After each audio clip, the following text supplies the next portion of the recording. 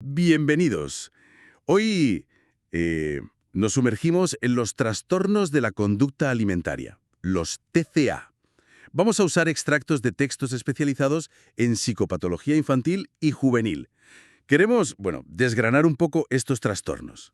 Exacto. Y es fundamental entenderlos bien. Son trastornos psiquiátricos serios, con un punto en común, esa alteración en la forma de comer. Claro, Y afecta a todo, ¿eh? A nivel nutricional, cognitivo, emocional, conductual. todo. Sí, históricamente, pues se veían más en chicas adolescentes, pero ahora estamos viendo un aumento en chicos y, ojo, a edades cada vez más tempranas. Vaya, Hoy hablaremos sobre todo de anorexia nerviosa, bulimia nerviosa y el trastorno no especificado, que también es importante. perfecto. Pues empecemos, si te parece, por la anorexia nerviosa, la AN.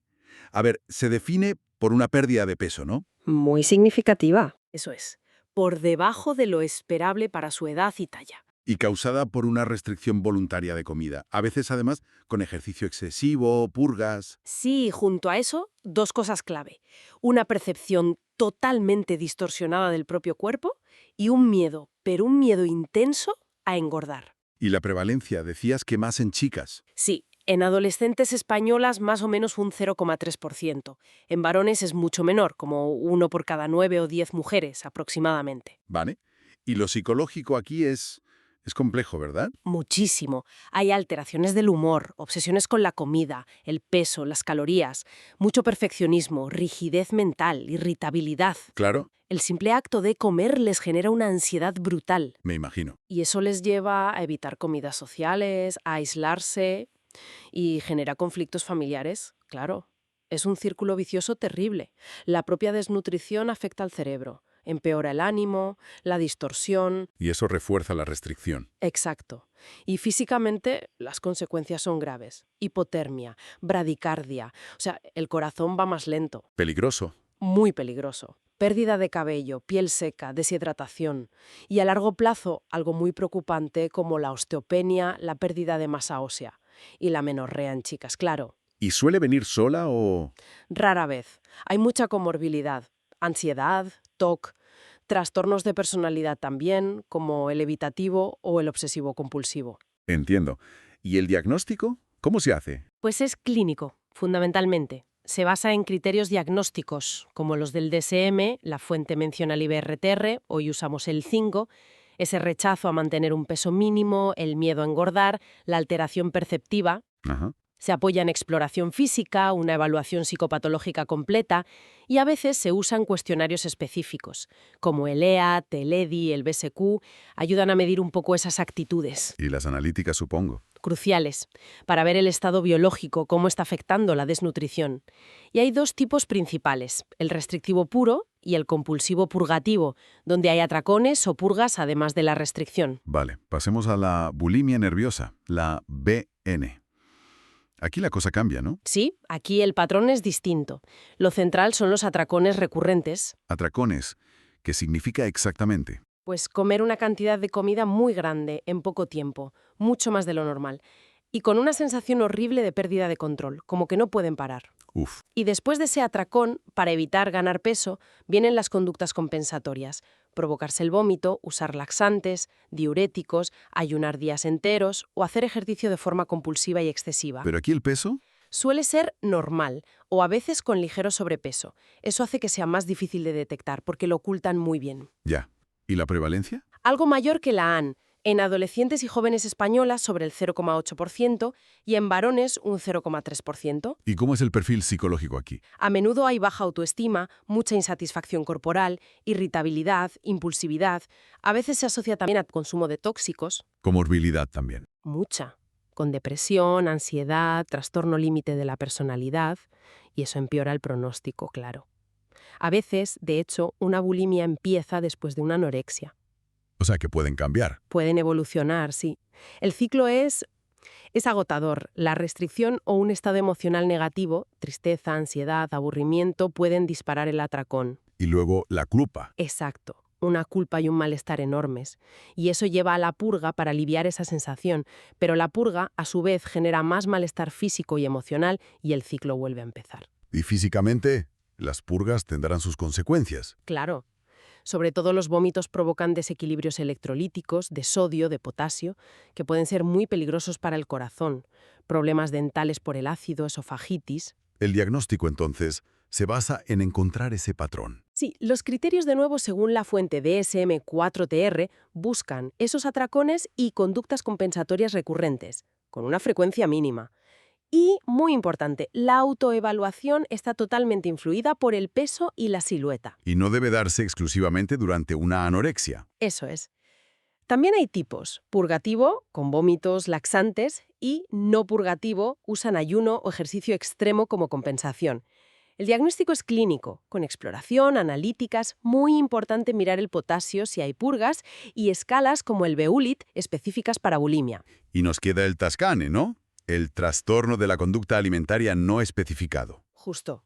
Y ojo, que es el más frecuente de todos. ¿Así? ¿Más que la anorexia o la bulimia? Sí. Son cuadros que se parecen a la ANE o a la ABN, pero no cumplen todos los criterios.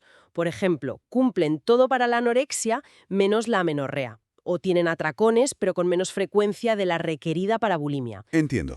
O el trastorno por atracón, que es un ejemplo claro. Hay atracones recurrentes, como en la bulimia, pero sin conductas compensatorias después. Simplemente los atracones. ¿Y este es el más común? Sí, su prevalencia en adolescentes españolas ronda el 3,1%. Bastante más alto. Y luego están los de la infancia. Mencionamos algo. Sí, brevemente. Existen trastornos más específicos de la infancia. La pica, que es comer de forma persistente cosas no nutritivas como tierra, tiza, papel. Peligroso también. Mucho. El trastorno por rumiación, que es regurgitar la comida, volver a masticarla y tragarla o escupirla. Y el trastorno de la ingesta alimentaria de la infancia, que es una dificultad persistente para comer adecuadamente, que afecta al peso y suele empezar antes de los 6 años. Cada uno tiene sus criterios. Vale. Un panorama complejo. Entonces, ¿cómo se interviene? ¿Qué se hace en la práctica? Parece que el enfoque tiene que ser global. Totalmente. Integral. Tiene que abordar lo biológico, lo psicológico y lo social. En la ANE, lo primerísimo es restaurar el estado nutricional y recuperar un peso saludable. Sin eso, poco se puede hacer. Es que sin un mínimo de recuperación nutricional, el cerebro no funciona bien y la terapia psicológica es muy difícil que cale. Una vez estabilizado eso, ya se abordan los aspectos psicológicos. Autoestima, imagen corporal, esas ideas distorsionadas. ¿Con qué tipo de terapia? La terapia cognitivo-conductual, TCC, es muy utilizada y tiene bastante evidencia. También programas conductuales estructurados. Y es fundamental, pero fundamental, implicar a la familia, sobre todo en adolescentes. ¿Y medicación? Tiene un papel limitado en la fase aguda de la AN, la verdad. Se usa a veces para la comorbilidad, como la ansiedad o la depresión. Sí parece que los ISRS, los antidepresivos inhibidores selectivos de la recaptación de serotonina, pueden ayudar a prevenir recaídas después de haber recuperado peso. Pero el seguimiento tiene que ser largo, muy largo. Y para la bulimia nerviosa, cambia el enfoque. El orden de prioridades es algo distinto. Primero, asegurar la estabilidad médica, claro, sobre todo si hay purgas frecuentes por el riesgo de los electrolitos. Pero luego, la TCC es esencial y de primera línea. ¿Para qué? Para romper ese ciclo de atracón-purga, se trabaja mucho sobre los pensamientos disfuncionales relacionados con la comida, el peso, la imagen corporal, y se dan herramientas para manejar los impulsos y las emociones de otra manera. Y aquí sí hay fármacos más útiles. Sí, aquí los ISRS, como la fluoxetina a dosis altas, se han demostrado ser eficaces para reducir la frecuencia de los atracones y las purgas. Son de primera elección. A veces se usa también el topiramato, aunque con más cuidado por los efectos secundarios. ¿Y el tratamiento dónde se hace? ¿En casa? ¿En el hospital? Depende de la gravedad. Puede ser ambulatorio, en hospital de día, que es un punto intermedio, o un ingreso hospitalario completo si hay mucho riesgo físico o psicológico. Y como en la anorexia, el abordaje familiar y el seguimiento a largo plazo son clave. ¿Y los TCAN? Pues se tratan adaptando las estrategias de la AN o la BN según a cuál se parezca más el cuadro clínico. Queda clarísimo que son condiciones muy serias, con un impacto brutal, físico y mental. Requieren ayuda especializada, sí o sí. Sin duda. Y quizá, para terminar, una reflexión que me parece importante. Adelante. Hemos visto esa conexión tan fuerte entre factores psicológicos, la imagen corporal, la autoestima, la necesidad de control y estos trastornos. La pregunta es, ¿Hasta qué punto las presiones sociales, culturales, sobre tener un cuerpo determinado, un cuerpo perfecto, actúan como la chispa que enciende el fuego o como el combustible que lo mantiene vivo en personas que ya tienen una cierta vulnerabilidad? Es una pregunta potente, sí. Es algo sobre lo que, bueno, creo que todos deberíamos seguir pensando y profundizando.